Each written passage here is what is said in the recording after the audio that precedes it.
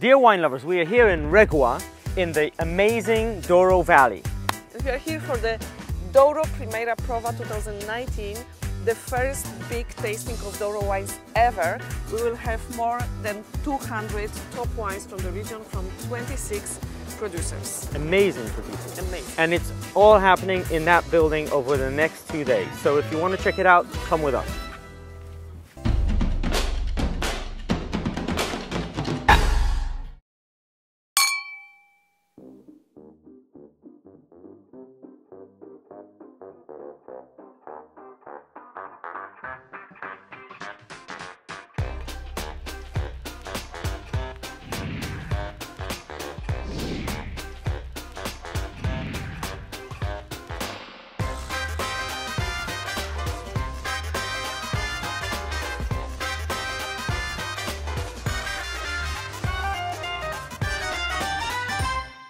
Więc kochani, jesteśmy tutaj w Dolinie Douro. Ja dołączyłem i za to już jest trzeci dzień już jesteś, nie? Przyjechałam w niedzielę, to jest właściwie czwarty dzień degustacji. Jest godzina 9:50. Degustacja Douro Primeira Prova 2019. Ja już spróbowałam jakieś 200 win ponad w ciągu tych 4 dni. Szybciej, bo chcieliśmy wam pokazać, jak wygląda prawdziwa degustacja. Jest tutaj bardzo cicho. Nie można mówić. Silent tasting. Silent tasting. Jak silent disco. Trochę jak w bibliotece musimy być. No dobra, to my pijemy dalej, próbujemy dalej.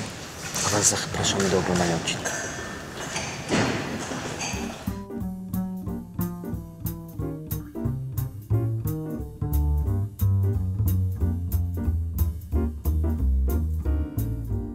Okay, so where are we? Tell us. We are in a beautiful place. It's called Museu do Douro. It's a museum for the wines and wine growing in the Douro Valley. And today we have here a special event that is called Douro Primeira Prova. So it's happening behind us, It's behind us. Okay. It is, the translation would be the first tasting of Douro. It is a tasting of all the wines that are getting launched during this year, so the new vintages. And it's tasters from all over the world, from different continents that come here to have a comparative tasting of the best wines from the best producers of the valley. And all that was actually your idea, Dolly, yes? Yeah, maybe, yes, I don't know. I think it was a dream. It was a dream, and it became reality, which is fantastic. Because we think that the Douro is a beautiful place. The wines are fantastic, very, very interesting, but it is very complicated to travel in the Douro. You will see that when you go it up and down. And so if somebody who is a wine expert would like to understand all the wines and have an overview on the vintage, on the wines from 1 year, he would need to spend, or she would need to spend a week, 2 weeks, 3 weeks to get to know everything. So this is a perfect possibility that people can sit down and get the wines served one after the other, and so they don't need to move on narrow roads and just can focus completely on the wines. And who did you invite, if I can ask? Who's behind us? The tasters are people who rate wines. That means that give points to wines. Most of them rate in a 100-point scala, and they are coming from different countries. So we have invited like the leading raters from the most important markets. So I think it's like 20 different countries. And what, as a journalist, as a taster, what are you exactly doing with our poems? You are collecting them and then... Yeah, and then we look at them and we say, is a good taster or not? We're not inviting her again. Scratch.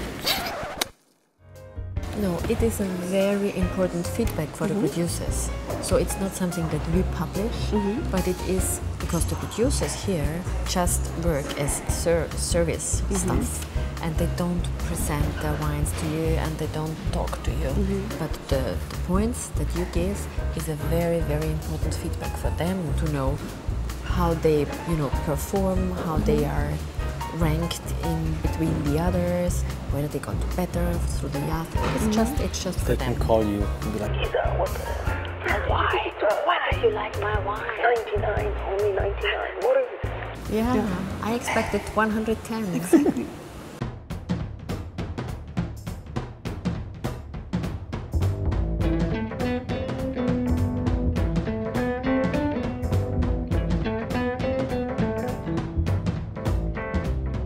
So I found today the best sommelier in Norway. How do you like the tasting?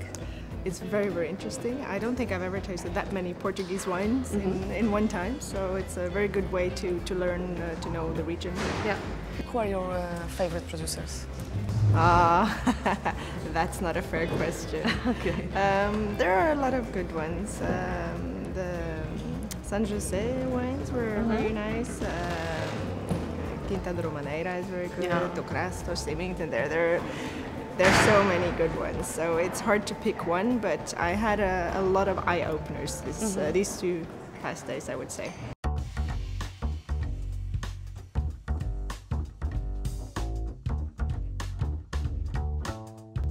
Portugal as a wine country has made a massive improvement in terms of the winemaking and changes in terms of viticulture and vinification. So what I am looking for are those sort of new waves of the winemaking in wine, and they are definitely visible in terms of white and red wines especially. So much less of the oak management, more freshness, more fruit forward driven wines.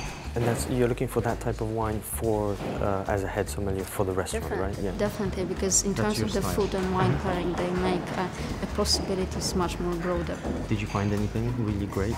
Yes, I Anything think surprised you? there's quite a few sort of smaller wineries, apart the big names which are great, like Valle de Sousa or Newport, which I think everyone is aware of, and the wines always have been great. But there are smaller players like Quinta dos Recaderas or Pacos. What do you think about table wines from Douro? Yeah, the reds have been very, very good for a while already, maybe even 20 years. The quality and the originality of these wines is huge, so I think they have a huge potential in any market. But especially the whites are fascinating this year. Yeah, I think so. I think 2018 is a very charming year for the whites. They have a little bit more fruit maybe than in other years. They are very complex. Only local grape varieties, a lot of Arinto, Rabigato, Govello, grapes with good acidity. They get this nice saline saltiness underneath. I think they're fantastic. Very, very intriguing, fascinating wines. Is this pleasure or is it just work? It's never just work with wine. And you like this format, the wine tasting? Is it better for you? I think this is great because it gives you the opportunity. Nobody really gives you all the information you're not maybe looking for. So you're not, your opinion is really like not spoiled with the faces of the people who produce the wine. I came for authentic wines, and that's what I found. In Douro, if you were to choose a bottle, a producer, maybe a couple, what would you suggest to someone coming here? Explore. Don't pick one. There's too many, and get out there and don't be afraid.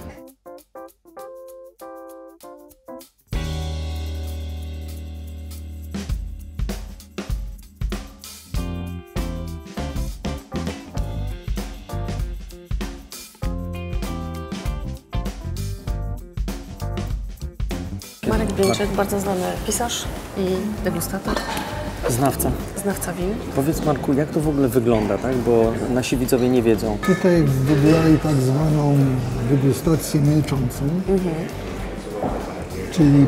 czyli ani słowo nie pada, jak chcesz coś się dowiedzieć, to tam dochodzisz na zaplecze albo w czasie obiadu. No i co? No i masz listę win i sobie wybierasz co chcesz. No to właśnie, co oceniasz? Dokładnie. Opowiedz nam. Jacy są twoi faworyci? Słuchaj, co oceniam ja? Ja jestem, że tak powiem, człowiek od kompozycji, nie? Od struktur, to znaczy mnie interesuje budowa wina najbardziej. Znaczy równowaga. Ja szukam równowagi w winie, bo jak się w życiu nie udało, to chociaż w winie. Więc szukam takiego, wiesz, takich win, które dają mi takie poczucie, wiesz, takiej błogości, nie? Że wszystko jest na swoim miejscu. To nie jest takie proste, bo to są wszystko, wiesz, owoców to jest potąd, nie? Soku jest potąd, jest mało zielonych win. Nie? Czasami się zdarza, bo to pijemy 17, bo był gorący rocznik, duża koncentracja, czasami może był jakiś tak zwany zmierzch. W niektórych winach może słabszych czuję jakąś trudną zieloność, ale z reguły tego nie ma. A powiesz chociaż jedną nazwę czegoś, co Cię Wiesz, wyjątkowo ja to lubię, wiesz, mam to swoich faworytów. No Lubię, a ja zawsze lubiłem, nie? Jak jeszcze była młodą enolożką zapowiadającą się, czyli Sądzę towarzysz i jej męża. Jedziemy do niej. Tak? Jedziecie, to Nie jest mogę się super. doczekać. To jest, bardzo mi się podoba, a też mi się zawsze podoba, wiesz jak to jest degustacja, że przychodzisz z pewnym nastawieniem, że ja go lubię, nie? I trzeba tak się powstrzymywać, żeby taką zrobić taki rodzaj, wiesz, z siebie takiej czystej tablicy, wytrzeć wszystko, żeby zapomnieć, że się go kocha, nie? Za wina, które piłeś wcześniej. Więc ja lubię Alvesa de Souza. Uwielbiam. Wiza się rozpływa, widzę. Dziękujemy Ci, Marku, tak się Trzymajcie się.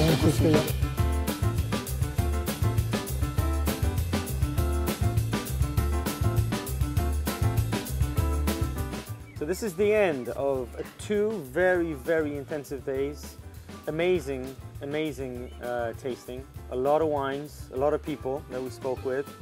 I hope you'll see all of that in our video. So Isa, what do you think about the wines? I think you tasted more than 200? Yeah, around 240. Wow. New vintage and few older vintages.